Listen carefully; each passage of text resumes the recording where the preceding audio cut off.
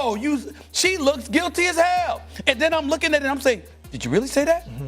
Did you really say that Caitlin Clark should think of Heavenly Stars, that she wouldn't be worth anything if she wasn't playing in the WNBA? Did you really say? See, all of these things that Nafisha Collier brought. The WNBA battled for attention for 27 years. At last, they have a celebrity drawing truckloads of money and millions of viewers. The league office is acting out, of course. Something crazy was just revealed by Stephen A. Smith. It's possible that the commissioner is attempting to ruin her own good fortune. This is no longer about basketball. This has to do with corporate envy and ego control. Hey, Caitlin! Can you make it from there?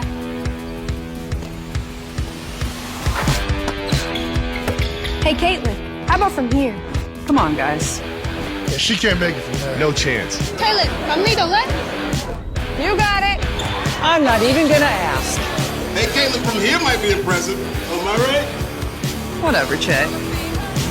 So right here. From there! Let's talk about what actually happened, because this situation is truly insane. Reports began to surface about a new commercial featuring Caitlin Clark and the Indiana Fever star. Nothing unusual about that, right?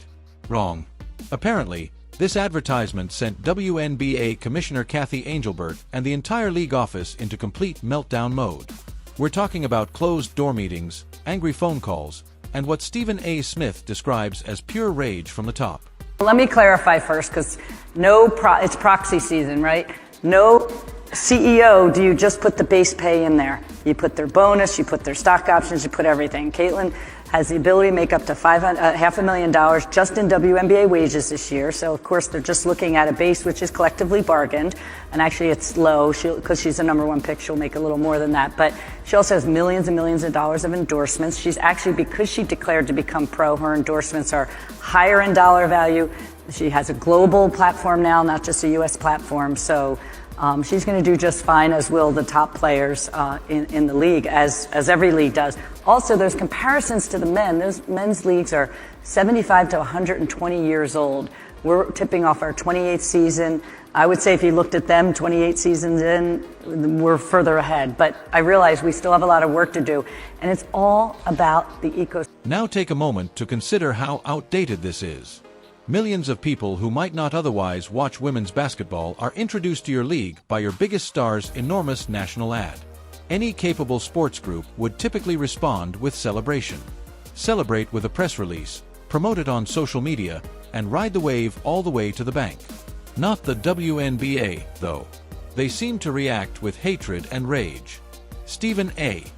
Smith essentially confirmed this rather than only speculating about it. He has been among the most vocal supporters of Caitlin Clark all season, but his most recent remarks become far more sinister. He is now discussing more than simply judicial drama. He is revealing what he perceives to be underlying corruption in the league's leadership. SAS claims that the atmosphere emanating from WNBA headquarters isn't a celebration of their recent achievements. Because one player has grown to be more important than the entire organization, there is anxiety and jealousy. Commercial. Lisa Bluter was in the commercial, Travis Scott was in the commercial, Travis Kelce was in the commercial, Jason Kelce was in the commercial, like the podcast thing, which we're gonna get. Let's examine why this particular commercial created such mayhem. Caitlin Clark isn't portrayed as just another WNBA player in these high-profile commercials, whether they be for Wilson, Gatorade, or State Farm. She is portrayed as a single force and a cultural phenomenon. The production value has skyrocketed. She appears strong, self-reliant, and, most importantly, bigger than the WNBA itself to the league office. Commercial. It was super hype, and they also launched the campaign From Anywhere, which is just perfect for Caitlin Clark. And obviously, fans have been waiting for a CC's signature shoe for years. It feels like years at this point. She is now 2 seasons into the WNBA, and we've gotten the signature logo, and we've also gotten some merch, but that signature shoe is what everybody is on the edge of their seat for. And she recently went on New Heights once again to talk about her signature shoe, and she talked about the new technology that will be going into this. This is amazing for fans. You want to watch basketball because it's thrilling. However, this means a total loss of control for CEOs such as Cathy Engelbert. You see, that image wasn't produced by the league. They have no control over the story and did not approve the creative direction. The commissioner recognizes a player who doesn't require the WNBA to thrive when she sees Clark in these sophisticated ads.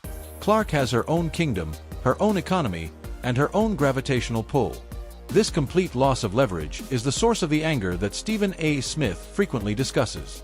Typically, professional athletic leagues have control over their players since they depend on the league for visibility and compensation. Caitlin Clark has eschewed that conventional dynamic entirely. Everyone is aware that she earns more money off the court than on it. Because having financial independence equates to having power, and power unnerves people, particularly those accustomed to having authority. According to insiders, this specific commercial's timing really sparked things off. Throughout the season, the league has made a valiant effort to promote a shared narrative. Everyone is constantly reminded that there are other players involved. They want you to concentrate on the other players, the history, the actual system. Then, in just 30 seconds, this commercial appears and completely destroys that messaging. It serves as a reminder to all viewers that interest in this league is genuinely being driven by someone other than the commissioner. The girl from Iowa is capable of draining shots from the logo. The leadership is truly embarrassed by the contrast between Clark's premium brand partnerships and the WNBA's antiquated, low-budget marketing initiatives. Because it highlights their shortcomings, that humiliation is turning into rage. The WNBA battled to become well-known for 27 years. Then one player walks up and does in a single season what they haven't been able to do for almost 30 years. That must hurt. Regarding this, Stephen A. Smith has been completely unrelenting. He has brought attention to the ridiculousness of a commissioner, who is purportedly an expert in business, behaving emotionally compromised because one player is receiving excessive attention. He contends that incompetence is being concealed by the anger. Every time Clark signs a huge contract or appears in a viral commercial, it serves as a reminder of all the things the WNBA has failed to accomplish over the years. Consider it from Kathy Angelbert's point of view. The commissioner is you. You are meant to be the business savvy who expands the league. Then State Farm, Wilson, and Gatorade all market your sport more effectively than you ever did. It's embarrassing. It reveals that you are not particularly skilled at what you do. Therefore, the reaction seems to be resentment and bitterness rather than learning from it and employing better marketing teams to match that energy. Additionally, SAS made the connection between locker room behavior and boardroom attitude. Why would rival players feel the need to respect the commissioner if she is rolling her eyes at Clark's financial success? The poisoning seeps down. When a leader fails to safeguard their star and treats her accomplishments with animosity rather than pride, it conveys to others that they are susceptible season. Some of the absurd hard fouls and cheap shots we've witnessed this season may be explained by this. We must comprehend this anger in light of WNBA history. A particular group with a particular mindset has been in charge of the league for many years. They see the WNBA as a cause, a movement, and a group effort to be respected and acknowledged. Next is Caitlin Clark, a symbol of materialism and individual celebrity. She doesn't conform to the norm. She upsets the well-established hierarchy. This disruption is expertly highlighted in the commercial. It depicts Clark as a lone force apart from the group. The WNBA. For decades, the league's leadership worked to persuade the world that the league itself is the product. They market the collective and the shield. However, Clark is marketed as an individual symbol by her brand partners. There is a great deal of tension because of this basic difference about what sells. The elderly guard feels degraded. What the league does not do is one of the most striking aspects of the whole scenario. Did the WNBA official account repost this new commercial when it was released? Did they congratulate their celebrity on reaching a wider audience with the game? Did they celebrate the relationship with a press release? No. Total quiet. When NBA players release new signature sneakers or significant advertisements, the league promotes them because they know it benefits the ecosystem as a whole. The WNBA has been utterly silent about Clark's commercial successes. It supports all of Stephen A. Smith's claims. Your biggest star's achievement is only disregarded if you're resentful of it. The league's connection with its fan base is being intentionally harmed by this silence. It's not foolish that Clark attracted millions of new fans. The double standard is evident to them. They witness the animosity. They are beginning to see WNBA executives as the antagonists in this narrative. The commissioner is drawing a line in the market by declining to accept the commercial. When NBA players release new signature sneakers or significant advertisements, the league promotes them because they know it benefits the ecosystem as a whole. The WNBA has been utterly silent about Clark's commercial successes. It supports all of Stephen A. Smith's claims. Your biggest star's achievement is only disregarded if you're resentful of it. The league's connection with its fan base is being intentionally harmed by this silence. It's not foolish that Clark attracted millions of new fans. The double standard is evident to them. They witness the animosity. They are beginning to see WNBA executives as the antagonists in this narrative. The commissioner is drawing a line in the market by declining to accept the commercial.